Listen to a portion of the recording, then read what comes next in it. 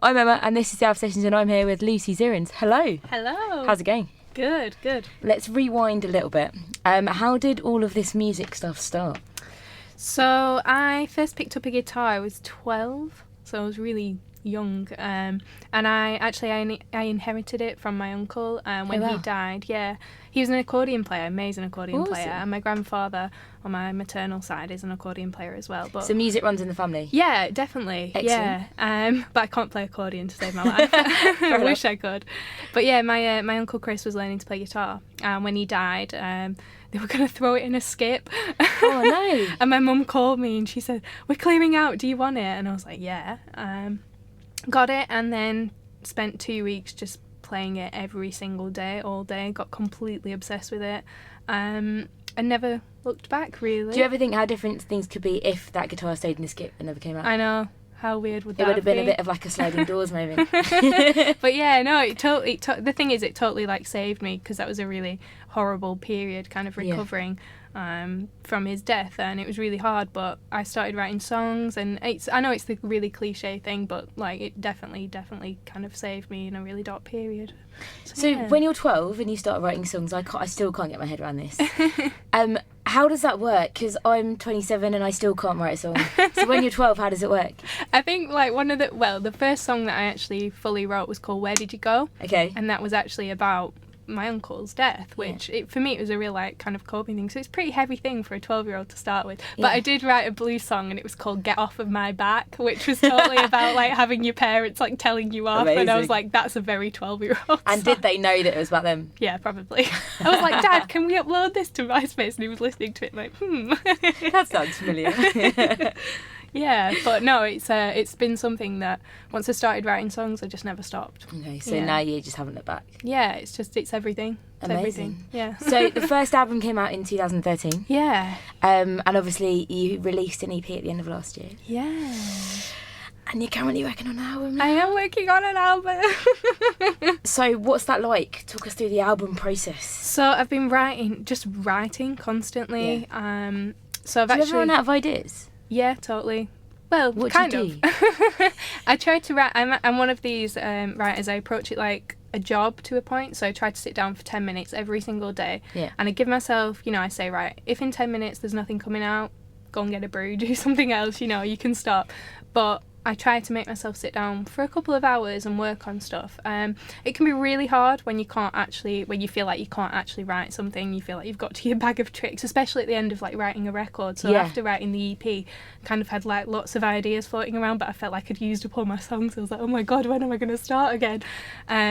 But it's been happening really organically. I've just had a really kind of prolific period in the last couple of weeks where I've finished quite a lot of new songs. I've written a Christmas song, so I think I might be releasing that as a single at some point. Nice. That would be good. Christmas all year round.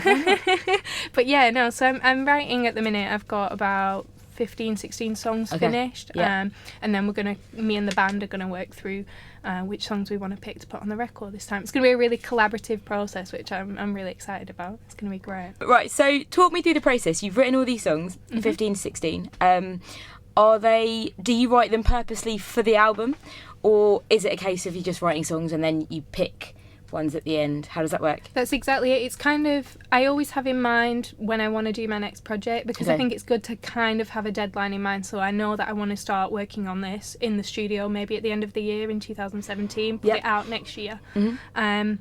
But it's definitely, like I said, I always sit down with the intention to write, and then if it doesn't happen, it doesn't happen. But I want to keep writing as much as possible. So generally, I just kind of think it's best to get stuff out and then pick the best from that, rather than kind of telling yourself like, oh no, that's rubbish, and throwing it away or getting blocked, So yeah, like I said, I'm about 16 songs in, and I know that there's definitely about 5 of those that I'm like really in love with and I really want to keep, and I know that there's some others that are going to need a little bit of work, and I think once I play them in with my band who are going to be on the next record, I think then they take on a life of their own and they start growing organically, and then you can kind of see which ones are going to fit together, because an album song list is quite important, and the order and things and the vibe of the record. You start to suddenly see what the record's going to be about. Do you ever say no to a song based on the fact that it doesn't fit with the others, even though it's really good?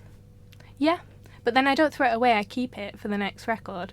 So I've got a track that was going to go, I was thinking about putting it on the EP, and then I thought, no, I think this is going to be better as part of a longer record, so I've kept it. So, and I think that's definitely going to be on there. So, And what about the decision process? Is that solely yourself, or do you work with the band, obviously producers, etc.? How does that work? Yeah, so I mean, I cut 2 really, really basic EPs before I cut my first record, which you can't get hold of anymore, thank God. But I tried, I couldn't find it. But yeah, my first full-length record, I worked with a producer, my good friend Michael Messer, and I was sending him songs for kind of a couple of years, really. Wow.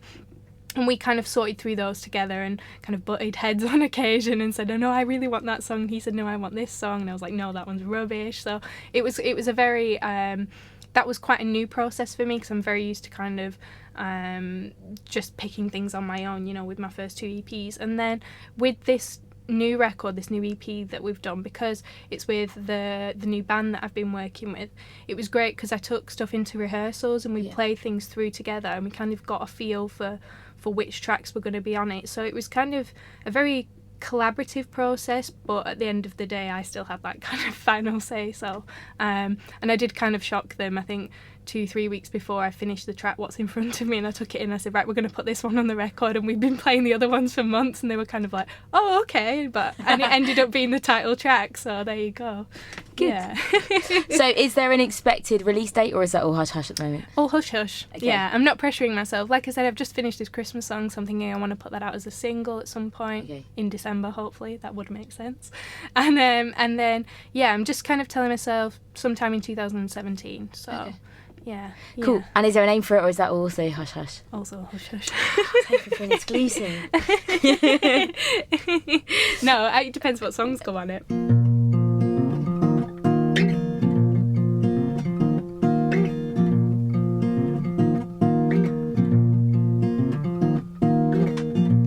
This is the part where I go, leave all that I know, the first step to free. This is the part where I stand, with the world in my hand, and a palm turned to greed. The waking world is my friend again, I love again. The empty street is my room for rent, arms outstretched. The falling night is a shroud against my regret. This is the part where I see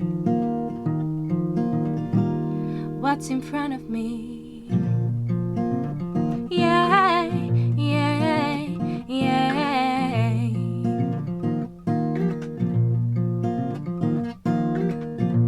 This is the part where I know it's time to let go, and it's okay to be the one with a heart that's lone and no place to call its own, imperfectly me. This is the time where I stand up tall on my own, where the light is my guide to where I should go. I'll take the hand of the wind that blows the great unknown. This is the part where I see what's in front of me. Yeah, yeah, yeah.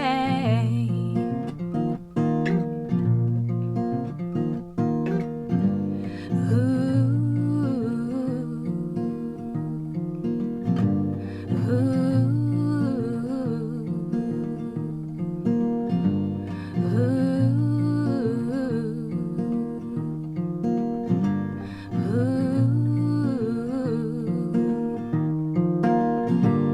is the time when my steps can leave a mark behind.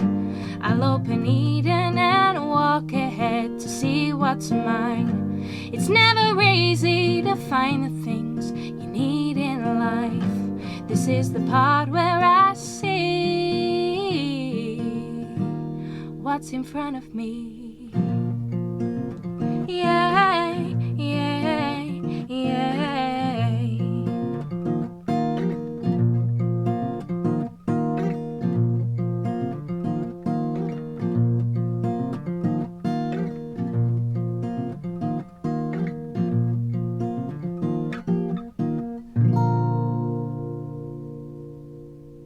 So let's talk about the band a little bit. Yeah. So when did you decide that's it? I need to find a band. Well, when I was making my first record, Chasing Clocks, in 2000, we cut it end of 2012 and it came out in 2013. Michael Messer, my producer, put together kind of a bit of a dream team of musicians that he'd worked with, and they just came in as session plays. We literally met on the first day and just cut the record live. And so I kind of knew my bass player Andy Crowdy was on the session and my drummer Simon Price was on the session, and I knew that I got on with them really, really well. And when I moved in September 2014 to London, they're based down here, and Simon called me and said, do you want to do some gigs? And I was like, hell yeah, you know. So yeah, we ended up getting together and playing, and then they introduced me to Pete Billington, who's my keys player, but he also plays strings in the band and guitar, and he's a double bass player. He literally plays like every instrument, and he's amazing. And once he actually came to a rehearsal 2 days before we had our first proper gig as the band, and he just slotted in straight away, and it was incredible. Like, this is the band for me. So yeah, I feel really lucky. They're incredible musicians. Really good. Nice. And with regards to writing, do you take like the material to them and go, okay guys, this is the song, work with it, or are they involved in the writing process with you? How does that work? It's definitely me taking the songs to them. I kind of always finish them to a point, but for example with the track Worry in the Wine, which is on the EP What's in Front of Me, that track was originally didn't have the kind of breakdown section that's in the middle of it, but when we were playing it, my bass player Andy said it feels a little bit short, you know, do you want to kind of put a section in? I said, well, why don't we try this? And we all kind of collaborated and the song ended up extending, you know. And the same with Mercy, which is one of my favourite tracks on the EP, the ending where it goes to the minor, that wasn't there originally, and Andy said, why don't you just go to the 6th chord? And I was like, oh my gosh, that's genius, you know. So it's not necessarily kind of lyrical, but it's like everybody throws in musical ideas into the pot, and it creates arrangements that I just think they're amazing to work with. I love them all to pieces. So what do you prefer? Do you prefer doing the gigs which are kind of more smaller and more acoustic-y, or do you prefer the full live band? You know what, I've been gigging on my own since I was 15, and I love that, and there's something really vulnerable and I love that, you know, kind of getting on stage and bearing my soul and being on my own and having that on my shoulders. A lot of people say like, is that not really scary? I'm like, no, I love it because it's just me and the crowd, you know, and that's a great feeling. But the more I've played with the guys in the last year, you know, we've done full band gigs, which as a 4-piece. I've done gigs with my bass player, I've done gigs with my keys player, you know, as duo. Oh, so you separate it as well? Yeah, so we separate, so we can do cool. lots of different formats, and every different thing has a different vibe, and I love sharing the stage with another musician. It's something that I'd never experienced before, really. I kind of played in pub bands, but I've never had that real kind of bouncing off of somebody, and it's such a amazing feeling, and it's great to share that high with somebody when you come off stage, you know. My bass player Andy and me, we did a show in Poynton just before Christmas, and it was a sellout and it was absolutely amazing, and we had such fun, and I came off stage and it's great to, you know, give him a big hug and and you share that success, you know, and he had his moment to shine, and yeah, it's fantastic. There's nothing better than playing music with other people. So kind of a bit of both? Yeah.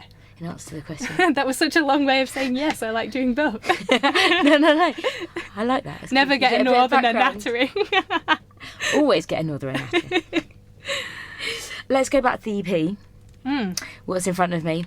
Do you have a favourite song of it, or are they all like babies and you have to pick a favourite? They are all a bit like babies. I think What's in Front of Me was my favourite to start with, but Mercy is definitely my favourite at the moment. Does that mean you play it the most? Yeah, probably. I don't know. I play them all. Like, the thing is, because I'm writing all this new material, I'm due for a rehearsal soon with my band because we're going away on a bit of a mini tour, and cool. And I said to them, oh gosh, I need to send you some of these new songs, and then I was like, right, I'll just send 5. Oh, but I really want to send that one, and I really want to send that one, and then you start wondering how you're going to fit them all in a set. So yeah, it's really difficult to choose which songs are your favourite and which aren't. So is that why, I mean, when you play a gig live and you have a set list, is that why it changes so much? Because depending on when it is in the cycle, if you like, then different songs get selected, or? Yeah, definitely. I mean, occasionally I'll just say to the guys, do you want to do this song at this gig, you know, or we might change it up and throw in a cover, you know, that we've not done for a while. I think it's good to do that, and it's good to keep it fresh for your audience, you know, and keep. I think it's good to keep debuting material because it keeps people interested, and you can kind of gauge what works before you go in and cut a record then, you know. So which is what we did with the EP songs. We went out and played them, and it was good to see which ones worked, you know. And kind of a bit like market research. Totally, yeah. Just with greater risk, you know. It could bomb, it couldn't. I can't imagine any of your songs bombing. Oh, like, seriously. Thanks.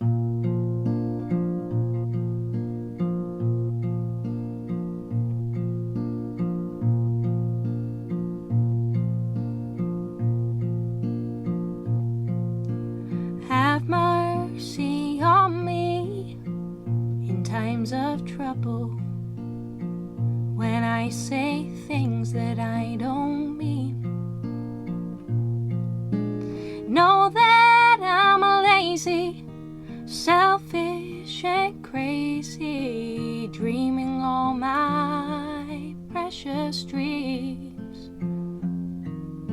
But one day I'm gonna prove all that my love can do. So until then, all I ask of you is have mercy on me. Please be patient, darling, have mercy on me. Have mercy on me when I don't linger to help you or listen to your needs. I can be selfish like anyone else, and I can be hurtful and mean. But I am just human, and I know that I do this. Forgive me, won't you please, and have mercy on me. Please be patient, darling, have mercy on me. Have mercy when the words fall out in anger or unkindness, it seems. Sometimes my heart moves faster than my head, but I love you and you're all that I need. Have mercy on me, please forgive me. No matter what, you're all that I need. When you're beside me to help and to guide me, life isn't as hard as it seems. I know I make mistakes, but until my dying day, I'll be better because you're part of me. Have mercy on me, please be patient, darling, have mercy on me. Oh, darling, have mercy on me. Darling, have mercy on me. Going back to the gig thing, you've done loads now, lots of mini tours and stuff. Do you ever get nervous still? Yeah, totally. We did the British stage at the Great R&B Festival, which is in Colne, this year, me and the band, and we were on the Friday night, and it was going out live for radio as well, and I was so nervous. I was literally at the other side of the stage, like I just couldn't stop shaking. I was so scared, and I kept thinking, oh my gosh, you can't swear, like don't swear on the radio, you know. And you've got all these things in your head. And my bass player Andy's very kind of serene and calm. And I said to him, I said, why aren't you more nervous? Why aren't you scared? He's like, I'm trying to be the yin to your yang. I was like, oh my god, it's not working, and totally freaking out. But it was great, and it ended up being a really good show. But yeah, I get really nervous sometimes. I whacked myself in the face with a guitar once because I was so nervous at a gig. I was putting my guitar on, I was putting the strap around my neck, and as I did it, I whacked myself in the nose. In front of the audience. And the whole audience, like 100 people in the audience, and they all went collectively all at once. And I came off stage and my eyes were watering. I thought, I've just got to get on with this. Did the gig, I came off stage and I had a big cut across my nose. And so this is right before Christmas. So I ended up with this kind of big welt across my nose on all the Christmas photos with my family. So yeah. It was at least you've got a good story to tell us how it got there, so that's right. Do you have any like must-dos before you get on stage? Lots of water, lots of tea. I drink endless cups of tea, but that's because, you know, it's the northerner in me. But no, I don't really have that much of a ritual. I don't chat that much before I go on stage, which is quite unusual for me. So no interviews before you go on stage? Well, I'm not that much of a diva. But no, I like to have a kind of quiet half an hour just where I sit and have a brew and kind of chill. And yeah, get centred, as a diva would call it. Never heard that before. Get centred, that's good. So on your previous EP, you've worked with the awesome Jim Knight. Yeah. Let's talk about that a little bit, because obviously Jim Knight's worked with some amazing names. Did you feel the pressure when you were working with him? I guess, but not really. I love Jim. He's a fantastic person, and we get on really, really well. And that's how I just knew that it was going to work. When I went to visit the studio before I cut the record and to have a look around, I walked in. It's a really warm, organic studio. You know, it's got a great feel to it, and he's so friendly and down to earth. I just thought this is going to work. And when we got in there, he let us do our thing. We played. My drummer was in one side. It's a very small studio, and he was in kind of the screened off drum room, and my keys player and bass player were right next to me. So we all played live, and then we overdubbed on that. So it captured what we do really, really well, and Jim was just great at letting us try different things, and yeah, it was just a fantastic process. How did you guys meet? Yeah, so Jim's actually a lecturer at BIM in London, which is a music school, which is where I've been studying, and he was teaching recording skills in my first year, and he was kind of geeking out about microphones and analog gear, and I was thinking, this guy's great, because my first record was called Analog, and I thought he's very old school, and he's got a great approach to recording. He wants to get what you're doing, you know, if that makes sense. He wants to get across your sound, and he's not gonna make it sound overproduced. Yeah, definitely. It's all about kind of the natural vibe of it and capturing you as an individual musician, which I think is a really cool way to approach it, because there's a lot of producers in the digital age that kind of like to do very homogenized things, you know, with recording, and everybody comes out sounding the same. So so I just went up to him after class and said, you know, can I use your studio? And he said, well, come down and take a look. And then he's not been teaching me my second year,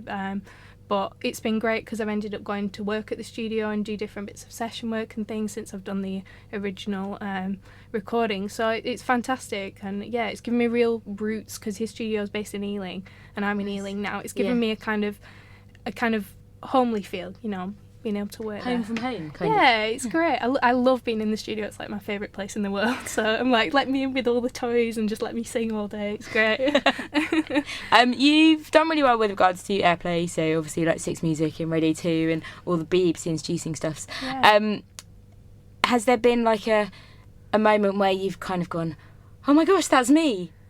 Yeah, when the Radio 2 thing happened, I freaked out because it took 2 years for it to get on Radio 2. Oh, really? Yeah. Because as a lot of people probably know, independents, it's quite difficult to get them on mainstream radio now. And I was kind of just sending CDs and really, really pushing, because I do everything myself, you know. So the PR side of it can be pretty difficult, without somebody to kind of do it for you. But I just treated it as a war of attrition and just kept sending things. And then when it got picked up, how did it get picked up? So I was playing a festival last year with the band, and Paul Jones read out the date and saw my name on the festival and picked out one of my tracks, and it got played, which was great. And Mark Forrest as well, he picked up one of my tracks off my first record, Good Night. I did a live session for BBC Radio Lancashire Introducing, and he picked it up and then syndicated it into his show, and he tweeted me to say, this is going out to 1.6 million listeners. I was running around my living room like, oh my god. I've just got the vision now. I don't know what your living room looks like, but I've just got this vision of like you just running around, like a cup of tea in hand. The cup of tea went all over the wall, and I was like screaming like, yay. Yeah, it's I can't even tell you how cool that is. One of my friends heard one of my tracks in a coffee shop somewhere and texted me, and I was like, oh my god, I'm on in a coffee shop. Like, it was the biggest thing in like my world ever. Yeah, it's fantastic. You can't put a price on that. It's the coolest thing ever when people are listening to your tunes. It's amazing. So we've got the album coming up hopefully next year. Yeah. Is there, you said you were doing a mini tour. Is there anything that you want to tell us about to hopefully encourage people to come along to? Or? Yeah, so I'm playing in March. We're doing a bit of a Yorkshire mini tour, which is going to be really good. So we're playing in Haworth at Cobbles and Clay on the 11th of March. We've got a session with BBC Radio Lancashire Introducing on the 12th. And on the 13th, we're playing in York at a place called Bistro Guy. Nice. And then in April, I'm playing at Salisbury Arts Centre. Okay. Yeah. Which is, I think that is the 9th of April, it's called the Live Lunch, and you can come and watch for free. It starts at 12 o'clock. You can just walk in, sit, and I'll be playing for an hour and a half, and awesome. Hopefully it won't be to one person and the dog. But it's going to be great. And then on the 6th of April, I'm actually playing in London as well, at the Bedford in Balham, which is going to be really cool. That's part of like a multi-songwriter night. So awesome. Yeah, hopefully people can make it along to that. And then lots of dates through the rest of the year. You can check them all out on my website. Bedford and Balham is a regular hangout of ours. Oh, cool, sweet. So, well, you can come along then. That's great. Yeah. Awesome. And if people want to find out more about you, how can they do that? You can go to www.lucyzirins.com, and Zirins is spelled Zirins. Whilst you were playing your live stuff, you dropped in, which sounded amazing by the way, you dropped in the fact that you've just done a music video. Yeah. Let's quickly talk about that before we finish up. So you're getting the exclusive here. It's not actually out yet, but it's coming out. Okay, cool. You did get your exclusive. So yeah, I've got a music video coming out for one of the EP tracks, Falling to Pieces. Amazing. I'm really excited for people to see it. We've done this really kind of beautiful, simple headshot thing with my friend Elisa Wynn, who's an amazing filmmaker.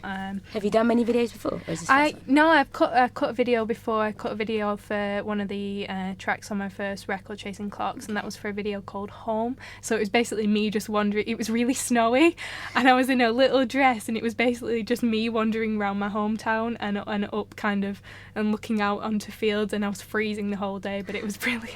It was really fun to cut. Yeah, really good. When that video is out, don't hesitate to send us a link, and then we'll forward it onto Facebook and Twitter and whatever else. Oh, brilliant, thank you. So thanks so much for coming in. No, thank you so much for having me. It's been brilliant and worth all the travel nonsense. Yeah, apologies for that. If I had control over it, I'd move that tree out of the way and we'll just keep going. No, it's fun. It's totally worth it. Thanks so much for having me on.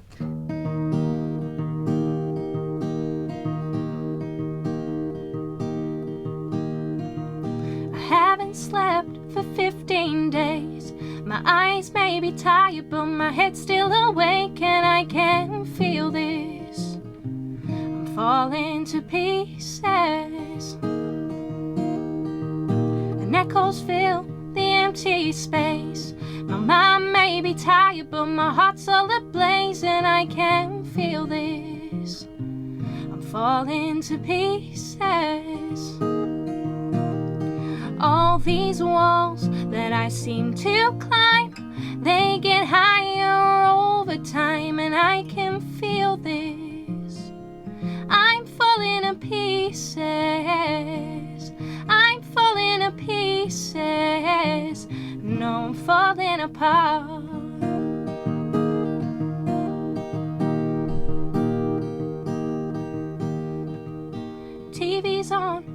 nothing to say. The sound's turned down and I don't care anyway. My heart is beating, but it's broken in pieces. And I need to get out of this place soon. There's coffee stains all over this room and I can't believe this. Oh, I've fallen to pieces. All these walls that I seem to climb, they get higher over time and I can feel this. I'm falling to pieces. I'm falling to pieces. No, I'm falling apart.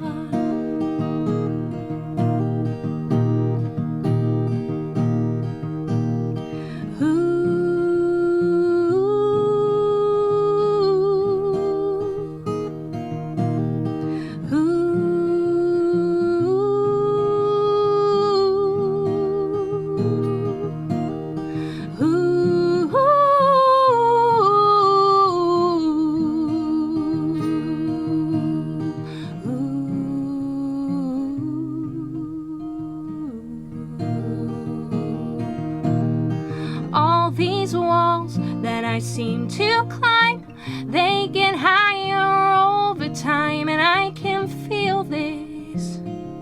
I'm falling to pieces. I'm falling to pieces. No, I'm falling apart.